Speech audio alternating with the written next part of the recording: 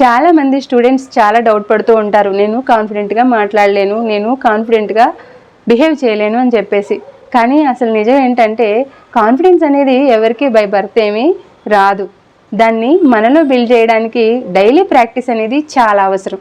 దాన్ని ప్రాక్టీస్ చేయడం కోసం నేను ఒక 5 స్టెప్స్ మీతో ఇప్పుడు షేర్ చేసుకుంటాను. Step number 1, positive self talk. ప్రతిరోజు మిర్రర్ ముందు నిలబడి ఐఎమ్ స్ట్రాంగ్, ఐఎమ్ క్యాపబుల్ అని మీకు మీరే చెప్పుకోండి. స్టెప్ నెంబర్ 2, చిన్న చిన్న అచీవ్మెంట్స్ని కూడా సెలబ్రేట్ చేసుకోండి. లైక్ హోంవర్క్ చేసినా కూడా మిమ్మల్ని మీరే అప్రిషియేట్ చేసుకోండి. స్టెప్ నెంబర్ 3, స్టేజ్ ఫియర్ని బ్రేక్ చేయండి. ప్రతిరోజు కూడా ఒక్కొక్క లైన్ స్పీచ్ లాగా చెప్పడం స్టార్ట్ చేయండి. Small step build big confidence.